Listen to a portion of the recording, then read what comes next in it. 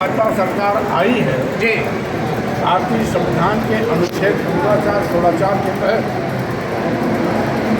SC/ST के लिए जो आरक्षण की व्यवस्था की गई थी वो पूरी तरीके से शून्य कर दिया गया। यही नहीं, अनुच्छेद 340 के अंतर्गत पिछड़ों को जो 27% का आरक्षण मिला हुआ है उसको भी निष्प्रभावी कर दिया गया। भाजपा सरकार जब से आई है आरक्षण को ख़त्म करके अपने चहेतों को सारे पद दे रही है। अभी रेलवे में भर्ती हुई जितने भी SC/ST OBC के कैंडिडेट थे, चयनित कैंडिडेट थे, नॉट फाउंड सुटेबल कह करके उनको सबको बाहर करता दिखा दिया गया और 10% EWS जिसको आरक्षण मिलता है उसको 45% सीटों पर चयनित कर दिया।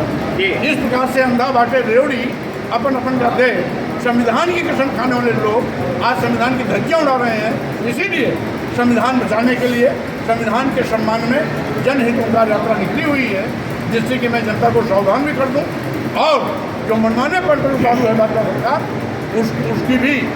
उसकी भी आप खोलने का काम करें। पूरे प्रदेश में जनहुंकार यात्रा जो आप कर रहे हैं इसके पीछे का क्या उद्देश्य है? कहाँ ले जाना चाहते हैं समाज को या क्या करना चाहते हैं आप? आज पूरे प्रदेश और देश में बेरोजगारी, महंगाई, गरीबी, किसान समस्या, महंगी शिक्षा, अस्पतालों में गरीबों के लिए दवा निर्धारण होना, उत्तर प्रदेश के 27,000 स्कूल बंद किए गए और यही नहीं पूरा प्रदेश जंगल राज बन गया, कानून व्यवस्था ध्वस्त है, बेतहाशा SC/ST OBC माइनॉरिटी मुस्लिम समाज पर जुल्म अत्याचार की घटनाएं बढ़ी है। आज से मैं जनता को सावधान करने निकला हूँ और साथ ही साथ कुंभकर्णी नींद सोने वाली भाजपा सरकार को जगाने का भी प्रयास करें। इस देश का नागरिक जिसे वाकई में हक चाहिए वो धार्मिक उन्माद और धार्मिक चीज़ों में उलझा हुआ है, तो सही तक नहीं हो पा रहा, कैसे आगाह करेंगे? इसी रथ यात्रा के माध्यम से हम उनको सावधान करना चाहते हैं कि हिंदू मुस्लिम एजेंडे से या मस्जिद में मंदिर खोलने के नाटक करने से या औरंगजेब और बाबर पर चर्चा कराने से बेरोजगार नौजवानों को रोजगार मिलने वाला नहीं है, महंगाई पर अंकुश लगने वाली नहीं है, किसानों की समस्या हल होने वाली नहीं है, महंगी शिक्षा से मुक्ति नहीं मिलेगी, अस्पतालों में दवा नहीं होगा।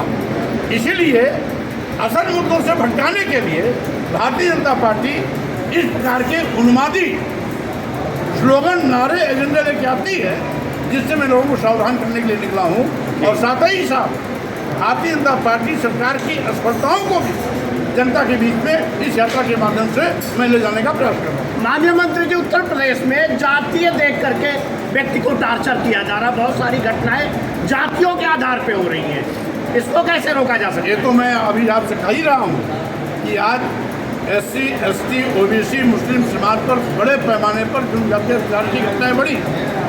रोजाना किसी न किसी दलित नौजवान की हत्या होना या पिछड़े समाज के नौजवान की हत्या होना, दलितों पिछड़ों के बहन बेटियों की किताबों खिलवाड़ करना, बलात्कार कर हत्या कर लाश को पेड़ पे टांग देने का एक अलग फैशन चल चुका है। जी, इसी प्रकार से मुस्लिम समाज के नौजवानों को फर्जी FIR दर्ज करा करके पैरों में गोली मार करके झूठी वाहवाही पुलिस लूटने का प्रयास करती है।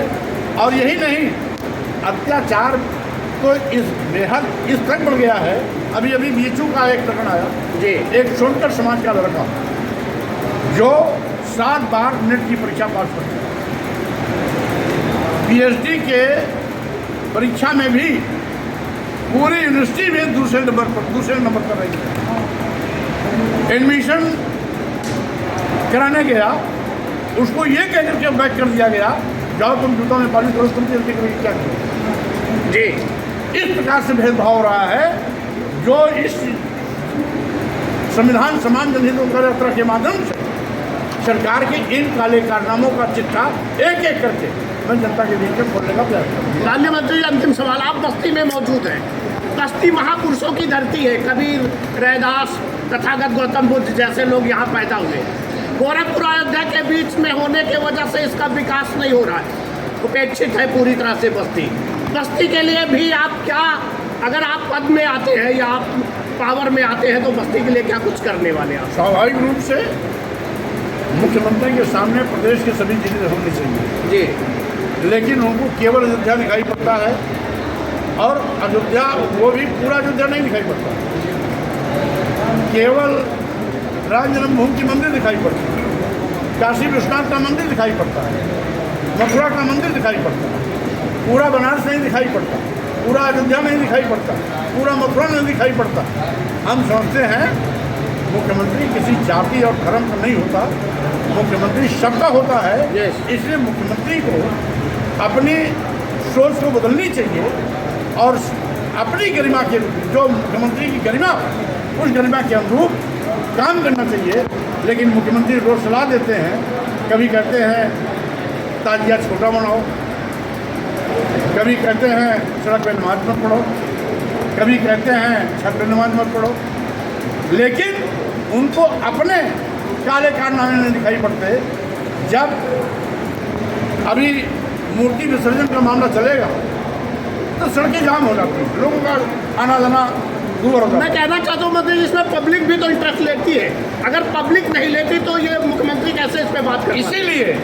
इसीलिए चूंकि भाजपा सरकार साजिश के तहत उनको असल मुद्दों पर आने ही नहीं देती, वो घुमाती रहती है।